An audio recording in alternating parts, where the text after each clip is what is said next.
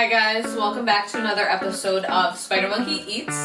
Today what we're going to make is a plant-based alternative to chicken. Okay, it's actually called Seitan. It's S-E-I-T-A-N.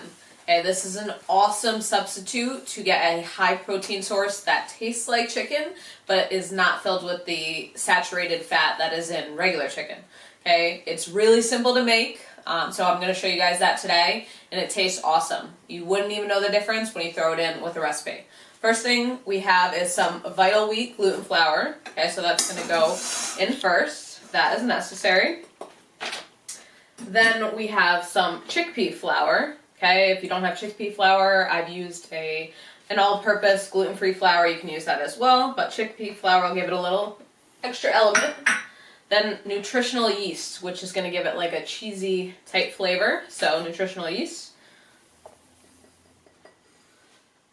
And then some seasonings. I have onion powder, garlic powder, and then this is a vegan chickenless seasoning that's at Trader Joe's, and forever I didn't really know why they sold this. And then once I started making the Seitan, I realized it's absolutely perfect to get that chicken flavor with just the seasonings that are in there. Alright, so we're going to mix this together, and this is going to be our base for our dry ingredients. Dry ingredients have been mixed together. Now we're going to add in our wet ingredients. So I have a low sodium vegetable stock from Trader Joe's, it's great.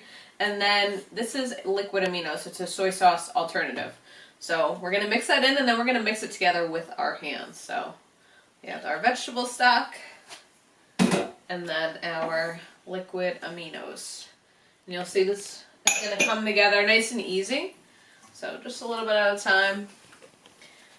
If you don't like getting your hands dirty, sorry, but you're making a dough-like consistency. So you are going to want to use your hands. This is going to come together.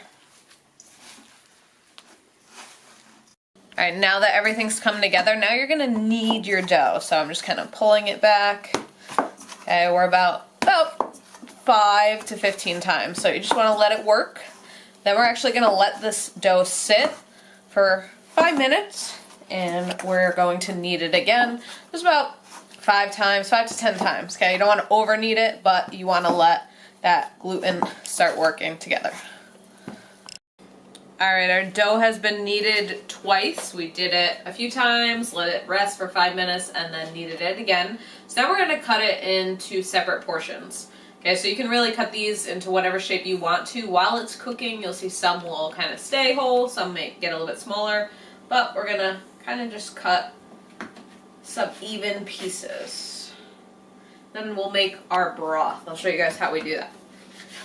So it doesn't have to be perfect. These are going to expand, okay? So we're going to cut them, and then we're going to cut them again, because in reality, this is going to be huge. So we'll cut these, and then we'll cut them again, and then what you can do is you can just kind of flatten them just a little bit, not too crazy, but stretch them, pull them apart just that little bit, and then I'll show you how they all go into our broth. Alright, so these are all our stretched out pieces of our Seitan patties. Okay, we're going to make our broth. You actually want to put it in when it's cold and let it come up to a boil with everything. So I have vegetable broth.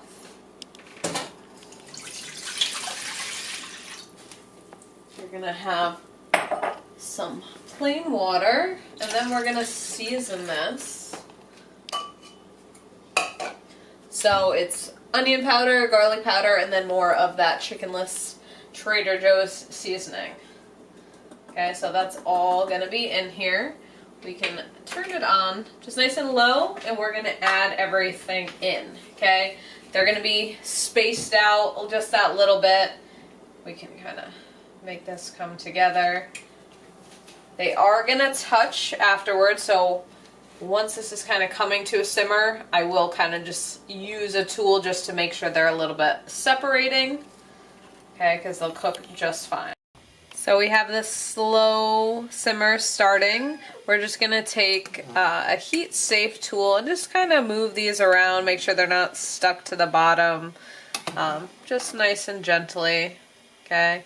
You do want them covered with the liquid, so you're just going to move them just a tiny bit. I just want to make sure they're not stuck to the bottom. Okay, we're going to make sure that heat's not up too high.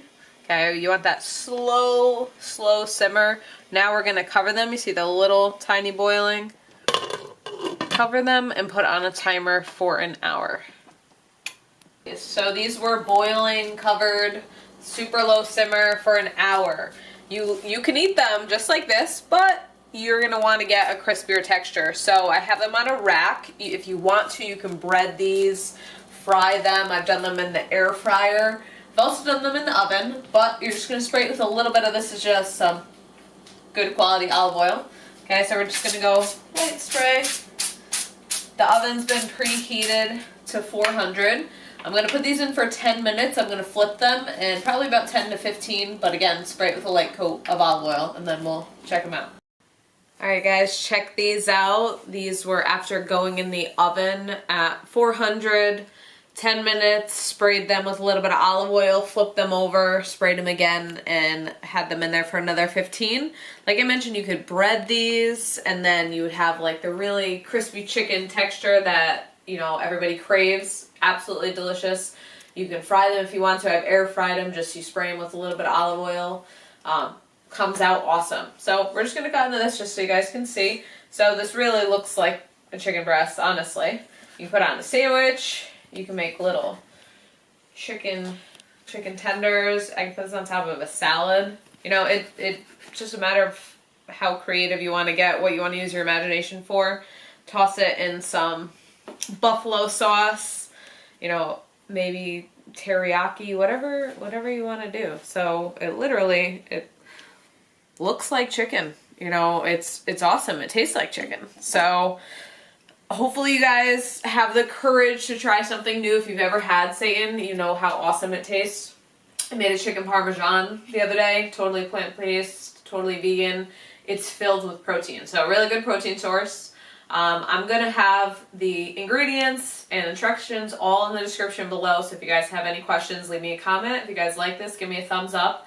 Seitan is one of the most awesome things if you are looking to experiment with plant-based food, because it tastes awesome and you can make it seem as if it's something that are your favorite foods. Like I said, chicken sandwich, you can throw some of these slices on a pizza, you can do whatever you want to.